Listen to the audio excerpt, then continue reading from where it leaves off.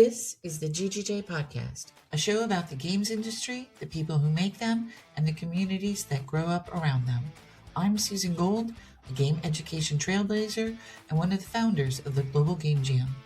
Each week, we will be sitting down with a new guest, highlighting their own path and journey. This is a space for honest conversation from makers about creativity, collaboration, failure, and the messy, the beautiful reality of making games. So whether you're a young dev or seasoned, an educator, a student, or someone who just loves games and the people behind them, welcome to the GGJ Podcast. Take a breath, settle in, and let's hear directly from the makers themselves. This episode is made possible in partnership with the Global Game Jam, the world's largest game creation event, bringing together creators from around the globe. A big thank you as well to the Global Game Jam's headline sponsors, Epic Games, Games for Change, and Xsola, for helping make this creative community a reality. To learn more and to get involved in the upcoming jams, visit globalgamejam.org.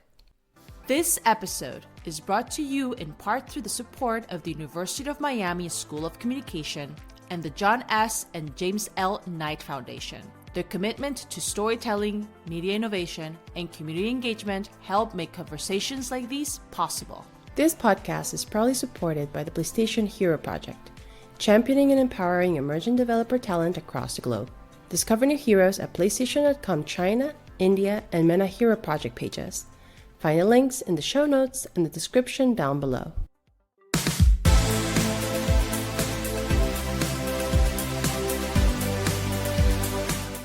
Hello, and welcome to the GGJ Podcast. Today on the show, I am honored to welcome Maria Burns Ortiz. Maria is the Executive Director of the Global Game Jam, where she helps tens of thousands of creators in more than 100 countries find their voice through making games together. She comes to games by way of journalism and education, having started out covering sports and culture for outlets like Sports Illustrated and ESPN, before co-founding 7 Generation Games, a studio that builds educational games with tribal and marginalized communities. Maria is also a New York Times best-selling co-author whose work has explored resilience, identity, and what it means to grow up seen as impossible until you change people's minds. Across all of that, there is a through line. She uses stories and interactive experiences to open doors, whether that is for kids learning math on a reservation or for first-time jammers trying to imagine a place for themselves in this industry. Maria, thank you so much for joining me. Thanks for having me. It's kind of funny. This is the GGJ Podcast, so it's like you always welcome. I was able to score an invite, right? Yeah. So welcome, Maria.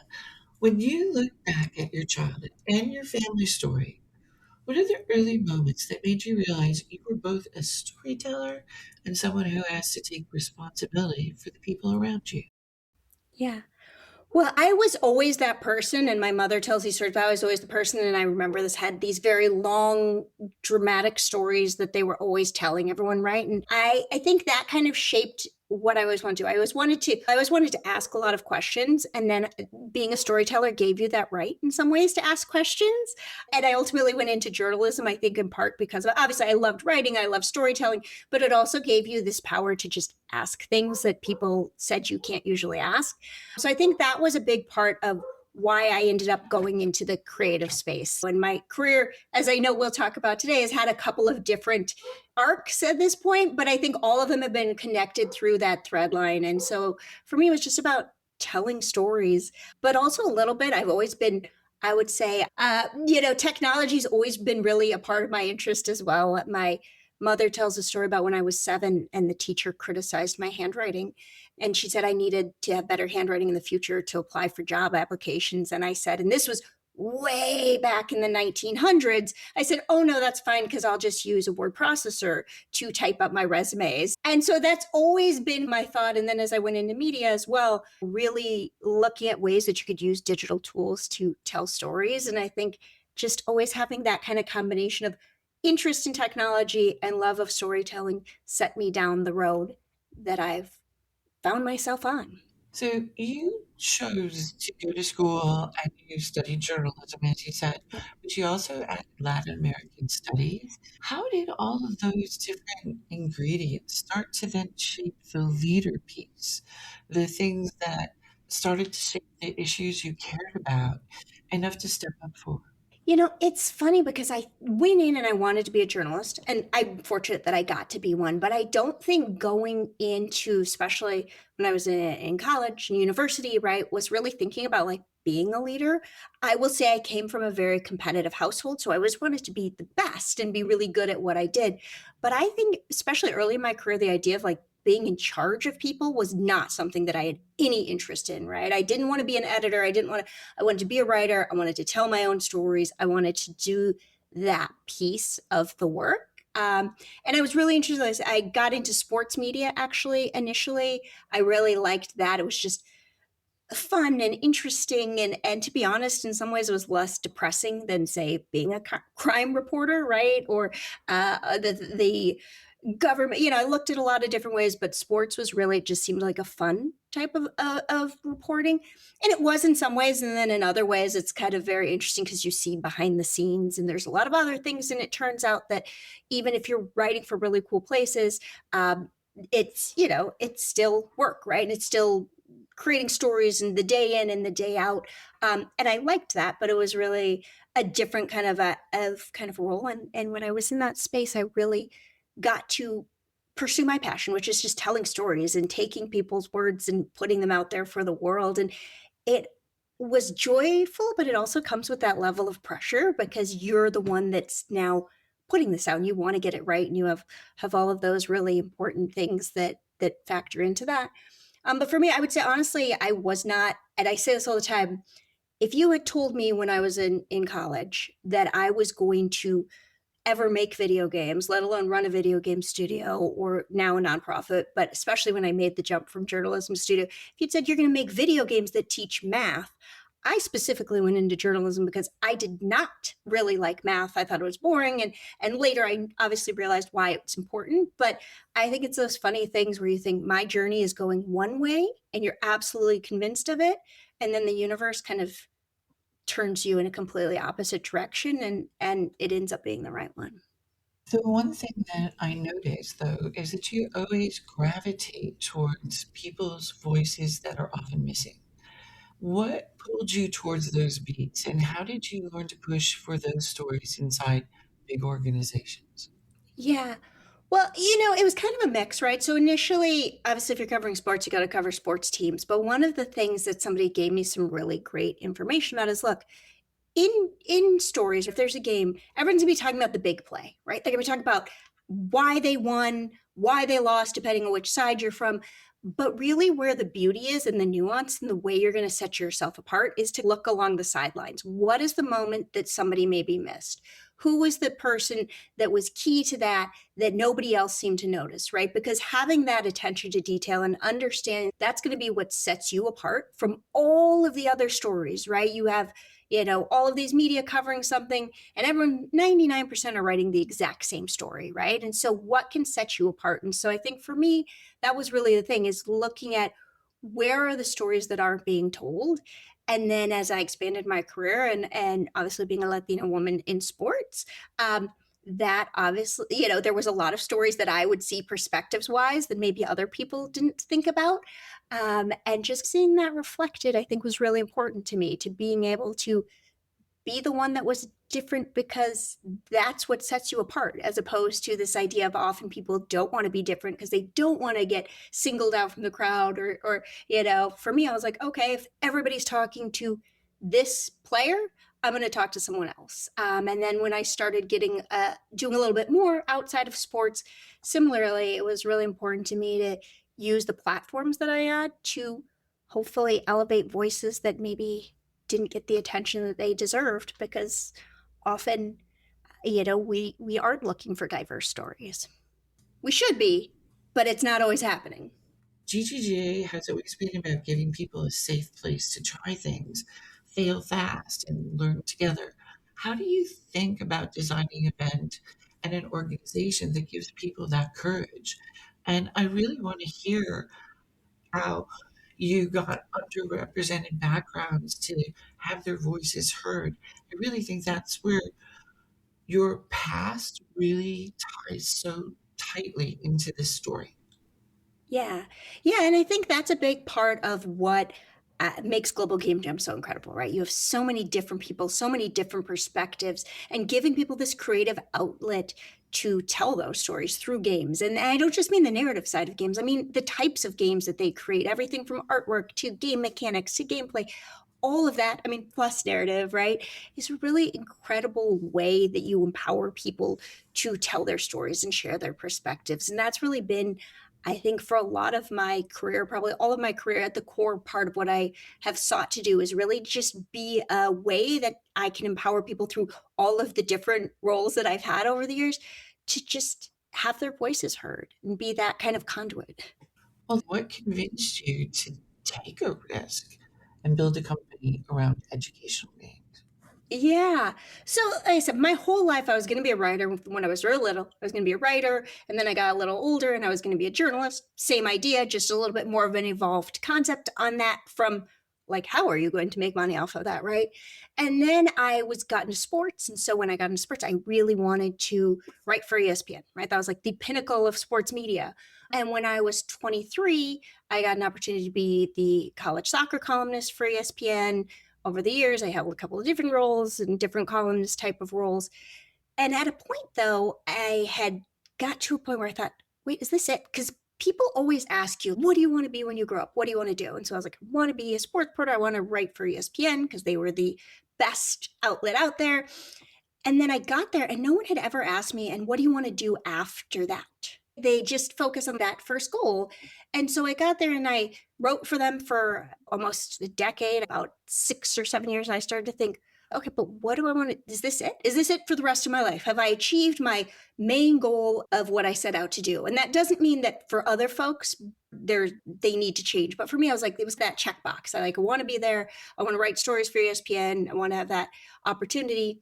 And then I did. And I started to think, okay, if this isn't all that I want to do with my life, what do I want to do next? And so my plan was, as all people who don't necessarily have a plan, I was like, I want to make money. So I guess I will go to business school and get an MBA because then I'll figure all things out, right? So I was in the process of studying and applying for that. And my mother, who has been programming forever, had always wanted to do educational games. She has a PhD in educational psychology and she's a developer. But when she was getting her PhD, the technology didn't exist. And so time had passed, obviously. And she said, why don't we found an educational game company instead? You could do that. You go get an MBA. She also has an MBA. So she was able to weigh in and so you could do that.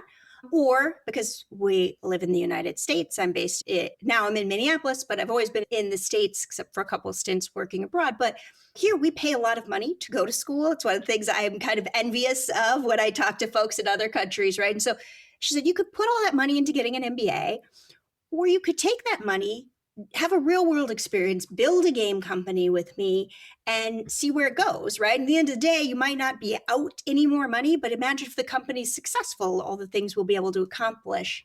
And so we did that and we started out and we built a company. We got federal funding for small business innovation and research funding from the US federal government at the time.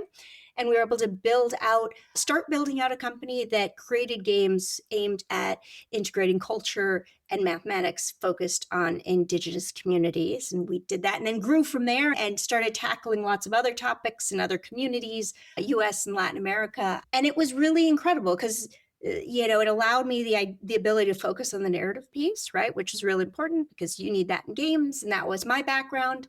But then also the business side piece, because I had two technical co-founders. And when you have technical co-founders and I wouldn't say I'm not tech savvy, but they were much stronger technically than me. So that means the business one is Maria, which was fine because I really wanted to build those skills anyways. And it was a crash course into how you run a business and how you build a business and how you grow a business and creating dozens of games along the way.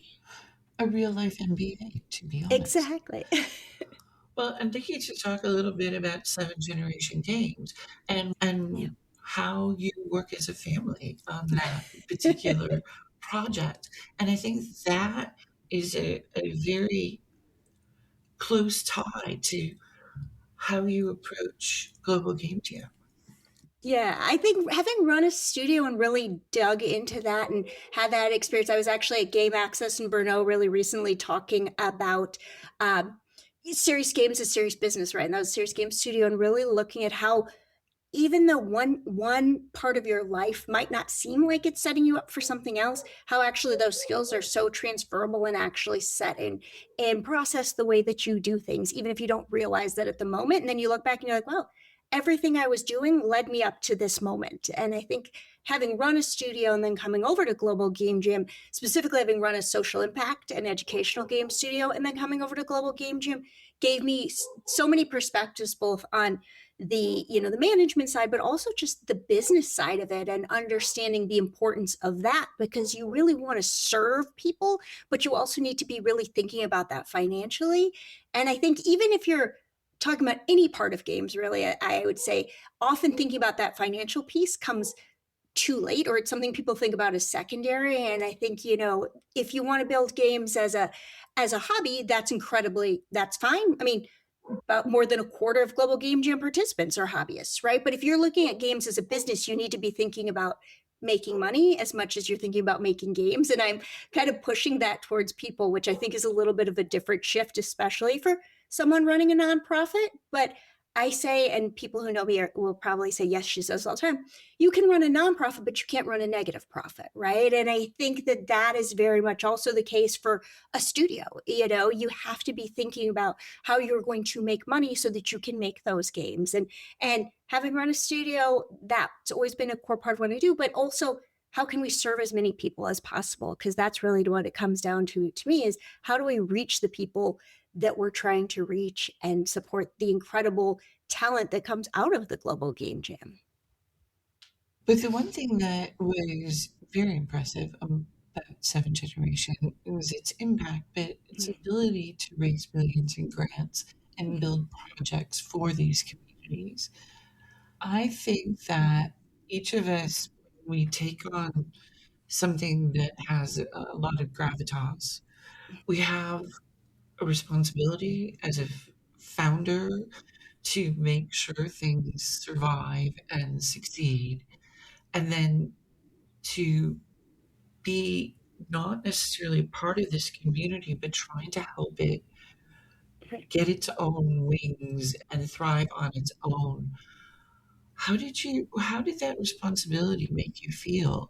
And how is that something that we can take on? Yeah.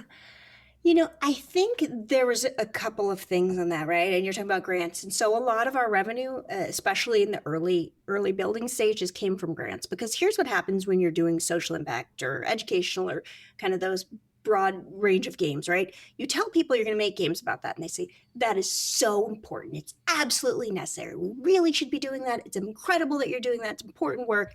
And then you say, so would you like to fund it? And they're like, well, I mean, no, definitely not. It's great, it's important, but they don't see the value in it in a financial return standpoint, right? And that was something that was really important to me building a company.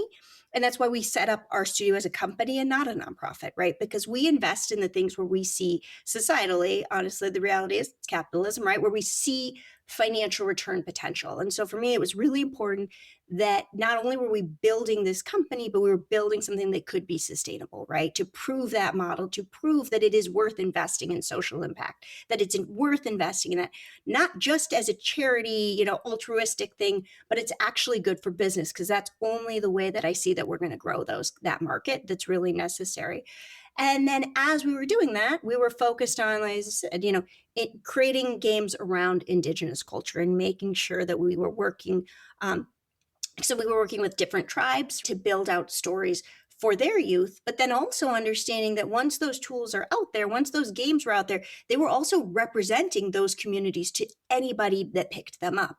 And I think that was really important to us to understand that we weren't just creating these games for fun or for education, although both of those were the goal, but that they were going to potentially have an impact of how people viewed an entire community. And so it was really essential to us that we got that, especially me being the person driving that narrative side, the creative side. And so it was a matter of working in depth, doing community-centered co-design. So going into those communities, being on the reservation, driving down not even 2-lane, a 1-lane dirt road in the middle of January in North Dakota, but really being there and understanding what it is, the stories that the community we were working with really wanted to tell. And then not only that, but another part that felt really important to us was we started then also making bilingual games. We did some for English language learners, Spanish English language learners, but we also then started doing games in Indigenous languages. And the goal was teaching those languages, but as we were working with, in some cases, people who were going to be the last generation of first language speakers for that community, understanding that the work we were doing was becoming this kind of historical archive for these vanishing languages. And that brought on this other level of pressure to make sure that we were getting it right. Because when you create games, at least for me, I hope that I'm making an impact. And then when you realize it's not just my idea, it's not just my story, but I'm creating these games for other people that will capture their story.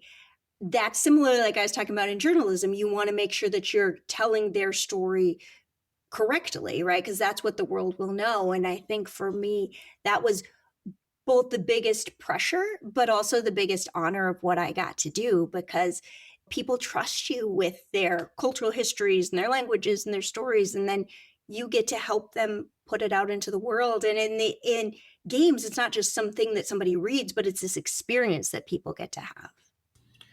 It truly is a responsibility, and you're creating an artifact that's something that hopefully not only endures, but it becomes part of culture. And that's a huge responsibility. Alana, when you look back, was there a specific game or initiative or classroom moment or something in Seven Generations that makes you feel like that's my signature? There's not a singular moment, I don't think. I think it was the culmination of all of the work that we did, right? So I always talk about, people are like, which game did you make? We made over 24 games, I think, in the 12 years I was leading the organization. So it still exists. Now I'm just at Global Game Jam. But it's always been like, what's your favorite? And I'm like, I can't. It's like saying, which one is your favorite child? This one was my first one, and this is my second, and this is my Which not one in had the children. most impact? Yeah. And I just think everything builds on each other, right? And so that ability to take what we learned from one to bring it to the next game really shaped what we did. But one of the things that for me was far more impactful than the games was seeing the impact that they had on the players, right? Seeing kids who, and I would go into the schools that we were working with or the communities we were building out games with, and seeing kids ask questions like, that had never thought they could be game developers before, that had never thought they could create games because no one they knew made games, no one from their community made games, that it seemed like this big, scary thing that people that were super geniuses did in offices far away, and then being able to say, wait, this game this game reflects me, or this looks like someone I know, or how did you make this game? And get them to start thinking about the possibility that you don't just have to be a consumer of games, but you can be a creator, and seeing that world open up, especially the educational games we made. Like I said, we expanded and we did things for older audience as well. But the educational games we did focused on kids from ages 8 to 13, and just seeing them see this possibility for a future that they hadn't really considered, and being able to be a very small part of that. I think that was the biggest win for me, when you saw that you were not just creating virtual worlds, but opening up possibilities in the real one. And now, let's take a moment to thank the sponsor for this episode, the PlayStation Hero Project, an incubator program founded by Sony Interactive Entertainment, focused on identifying and supporting emerging developer talent from India, China, and the MENA regions. You can be a hero too if your game was made in one of these regions. Check out the teams getting their support, like Big Boot Games, creators of the game Meteora, a survival combat racer. When you're not just in the cockpit, you are the meteor. Dodge cosmic hazards, chase and smash rival meteors, and turn the whole screen into a meteor shower as you fight to be the last one standing. Every run is a high-speed race for survival, where you chain power-ups, improvise your path through space, and try to outrun the chaos just one more time. Meteora, the race against space-time, is available for wishlisting on Steam. For more information on the PlayStation Hero Project and the teams they support, go to PlayStation.com, China, India, or MENA Hero Project pages. Find the links in the show notes and in the description down below. And now, back to the show. So I really think that all of these experiences, these opportunities that you've had, this storytelling really sets you up for being the executive director of the Global Game Jam. I couldn't think of anyone better to hand the reins over to. And as someone who has created something from scratch and just from a wild idea and asking people to participate and grown the Global Game Jam as I did, I was very apprehensive to leave, you know, but then I felt that it had to grow on its own, and I understood that.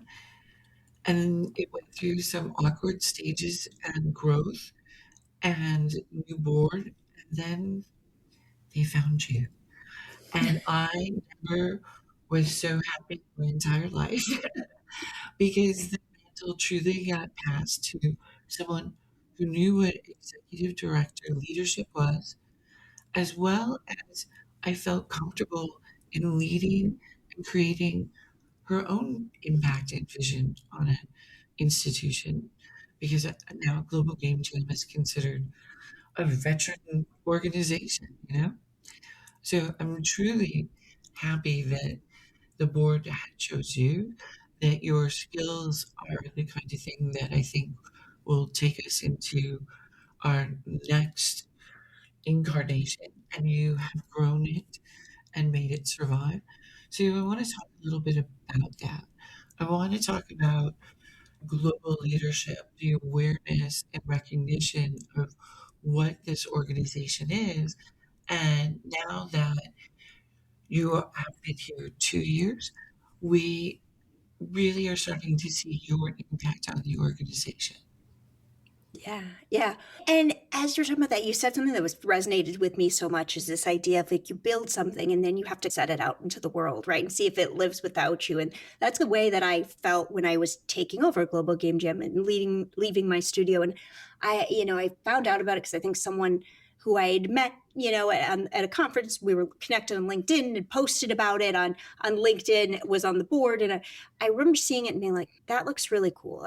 Maybe I wanted to, but I had my studio that I built and created, and this idea of letting it into the world without me was so scary and so frightening. But I kept coming back to thinking about, maybe I should apply for that. Maybe I should, and so I talked to, like I said, my co-founder was also my mother. And so I said, what do you think about this? She's read it. I think it would be perfect for you. I think you should do it. I'm not pushing you out the door, but I also think we'll be okay without you. And so I took that chance, but I completely, and it's really hard to leave somewhere. And even if you didn't start it, right? I think sometimes if you've been at a place for a long time, it can be hard to make that jump into something else unknown. But I decided to do it, and then obviously ended up in this position. And it is interesting because you come into somewhere that exists, right? That has been around, like the Global Game Jam, for nearing 2 decades. And there are things, and I found this in every organization I've ever been in, where there's things that are done for a reason and because they really work. And then there's things that are done just as you're growing that are processes. I compare it to game development where you're like, yes, we know this is a bug and we'll go back and fix it. But then as time goes by, you never really fully go back and fix it. I mean, it's not necessarily a blocker, but you're like, yeah, we'll make that look prettier in the future. And then you end up doing something else and you don't always get to go back to that. And so one of the things when I came in, I looked around and I said, the first year was great because I was able to say, like, I'm new here. Anything you don't like, that wasn't me. Anything you do, we'll keep. But really looking at what did we want the legacy to the organization to be and what do we want to be in that next phase? Because, it's really, since you founded it, right? It's really, the world has changed. Games as an industry has changed. And so how could we make sure we're keeping up with that was a big part of what I wanted to do, and make sure that we were thinking about all of the communities that, to be honest, didn't exist, in 2008 when Global Game Jam was starting out, that now do exist. And in many ways, one of the most incredible things that I get to experience, I'm sure you've experienced many times, is when you go and people are like, our global community, or our national community, our regional community exists because Global Game Jam, right? And my career is founded because I did a Global Game Jam 12 years ago. And that really, similar to, like I was talking about, how when you're telling the stories of people who are trusting you to tell their stories through games, that's the same pressure and honor I feel leading Global Game Jam, is to be able to take that history and legacy and then carry it forward. And so for us, my focus then became the GM itself. The one that we do the end of January is phenomenal and it's done so many things. Then the question that I started to ask was, okay, but what else are we doing on top of that? Because you have, especially, like I said, if you're talking about Canada, the US, Europe, you've got a pretty vibrant game community in a lot of places. But not everywhere, right? I think we almost take for granted that, because I live in Minneapolis and the game community here is not the same that you would see in New York City or San Francisco, right? And so even in that space, it's different. But how do we continue to grow that and create opportunities for people who do live in places where they don't have, 15 studios? And so we started doing more partner jams, right? Opportunities for those who either participated in the jam and want to do more, or sometimes the weekend of the Global Game Jam doesn't align with your life, right? And so that you can be part of our community and participate in what we do, even if you can't make it to the January jam. And so creating that, I'm really excited. We launched just last week. We announced it. It's launching later this month.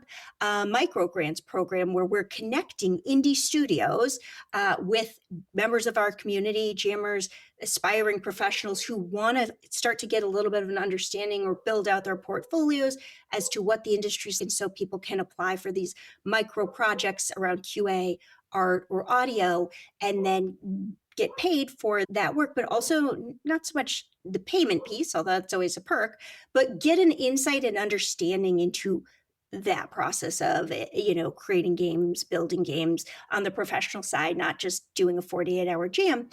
And I think all of those things together is how we best serve our community, right? And so we're not moving away from, every incredible thing we do at the jam, but we're just continuing to grow that so that we can serve folks not just around the world, but also year round. So today in the Global Game Jam, tens of thousands of creators in more than 100 countries. When you first stepped into this role, what did leadership mean to you in a community this large and diverse, and how has that evolved? For me, it was really important that I get it right. And that's a really hard thing to do, right? Because no one ever gets everything right.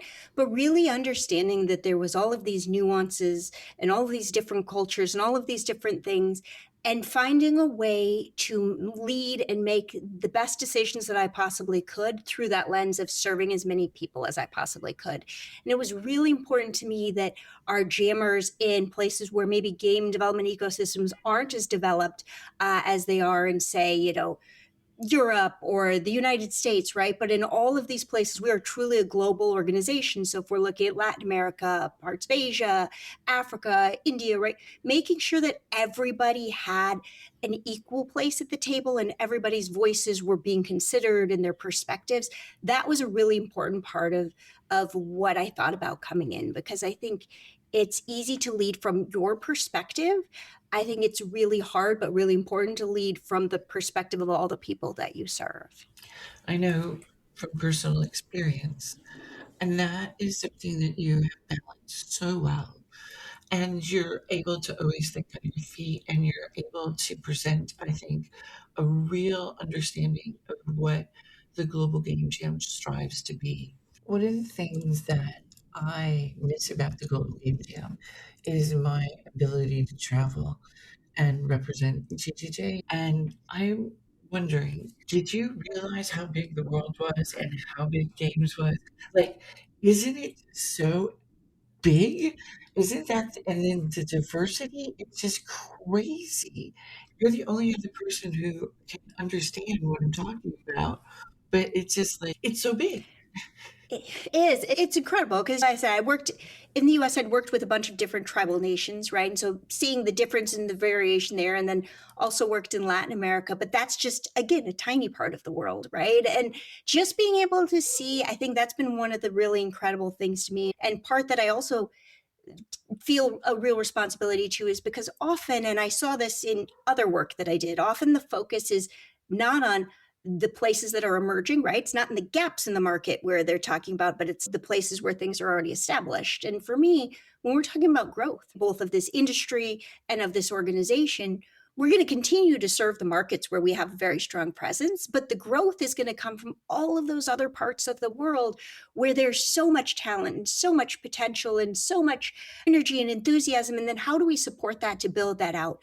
Because we have this global world, and I think technology has started to lower many of those barriers to entry to this field, but there's still a stigma in many places as to who can make games or where good games come from. And I think Global Game Jam really gets to be at the center of shaping and changing that conversation. And yeah, I'm so excited. I was in Brno in the Czech Republic a couple of days ago. In April, I was in Nairobi. I get to go to Lagos Games Week. I'm going to China later this year, and just really being able to see that. And I think we focus often too about the differences in markets, but also just seeing the similarities, I think, is really important that we acknowledge and focus on, because there's so much more in common than there is different, and just figuring out how we bring everyone together so that everyone's successful. And one of the coolest things to me, though, with Global Game Jam is seeing how when we do the theme every year, right? And I like to check out games from different parts of the world and see just how different parts of the world interpret this universal theme.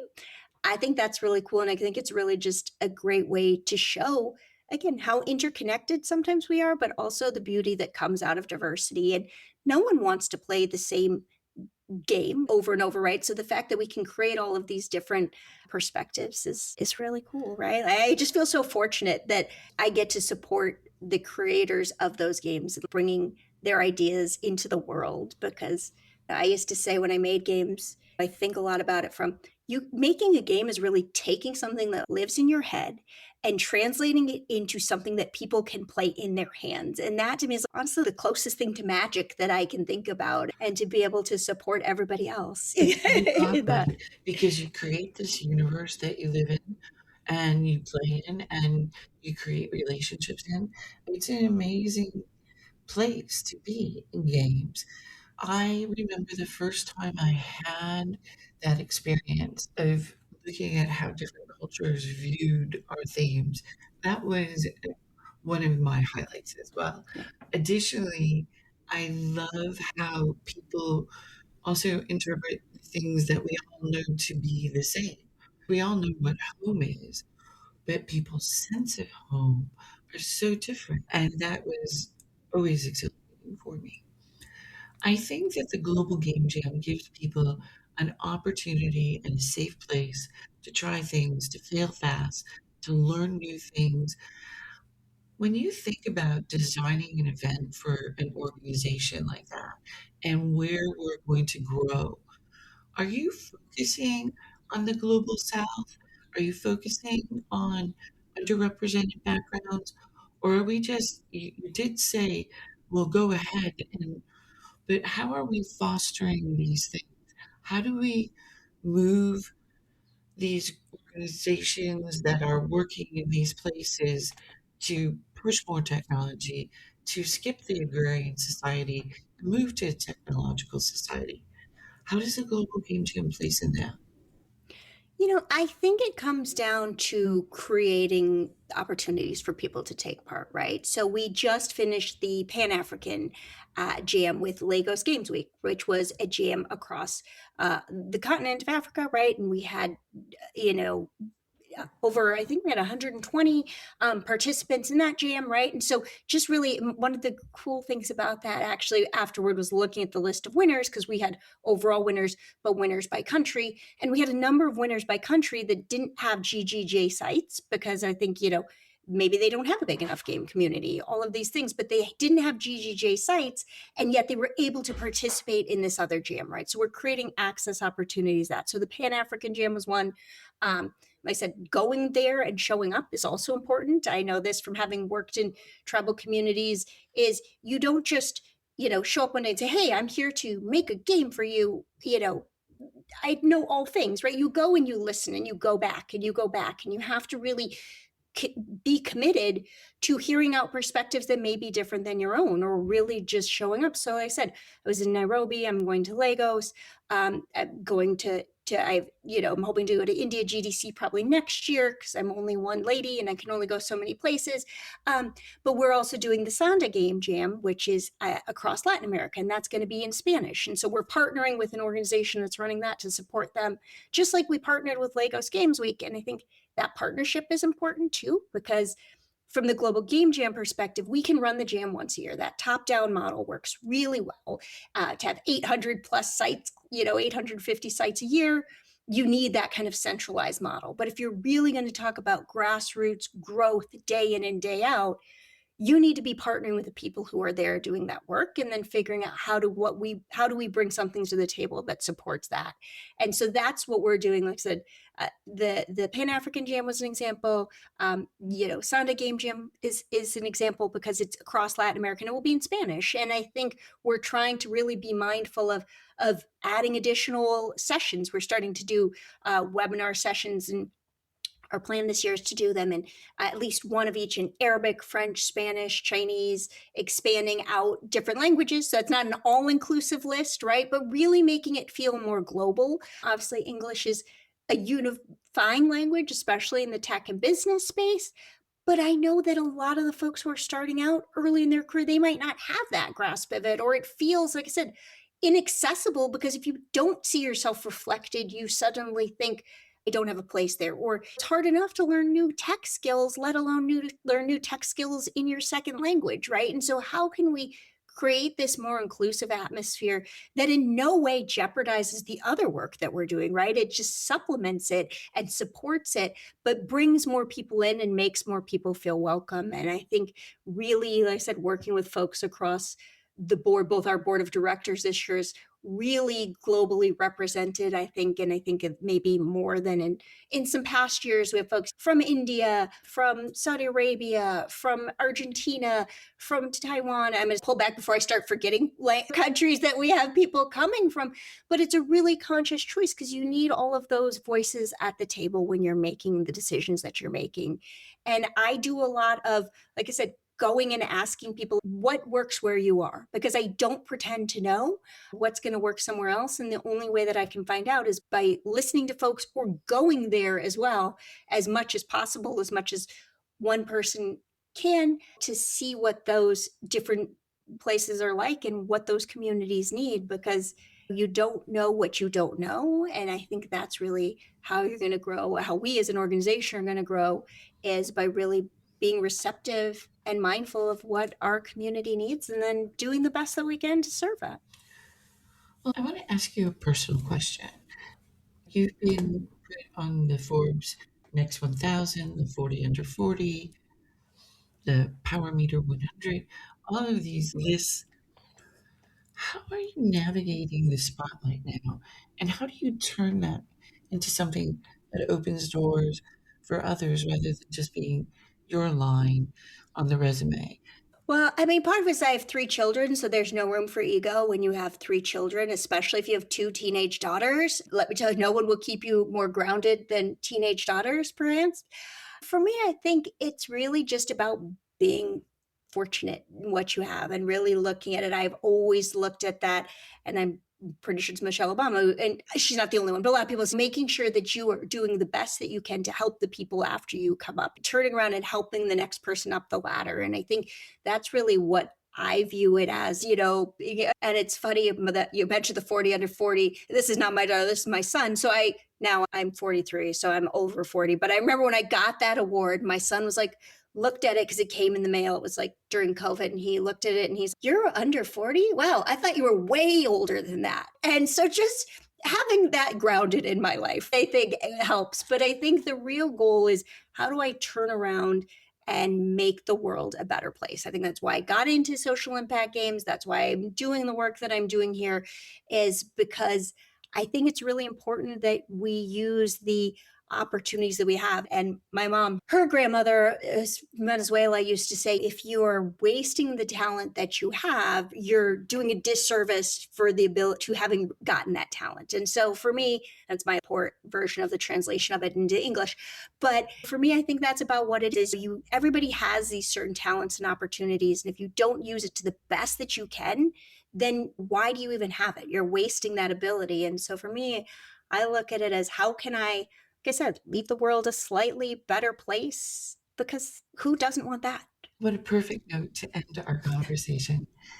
I truly am so thankful that you're a part of GGJ, your leadership, and I think your continued management of this organization will continue to keep it growing. Thank you. Thanks. Thank you. Want to get involved with the GGJ podcast? We'd love to hear from you. Please send your ideas, suggestions, and questions to ggjpod@globalgamejam.org. And tell us who you think we should be talking to next, what stories or issues matter most to you about the future of games, and help us highlight the people and practices that make a sustainable creative life in games possible. This podcast is proudly supported by the PlayStation Hero Project, championing and empowering emerging developer talent across the globe. Discover new heroes at PlayStation.com China, India, and MENA Hero Project pages. Find the links in the show notes and the description down below. Thank you for spending time with us on the GGJ podcast. If this conversation sparked something for you, please share it with someone who might find it useful. And don't forget to follow along so you never miss new stories from makers around the world. You can find more episodes, resources, and information about the Global Game Jam at globalgamejam.org. Catch us on Substack and on YouTube and anywhere else you find podcasts. This has been the GGJ Podcast. Thanks for listening and keep making games.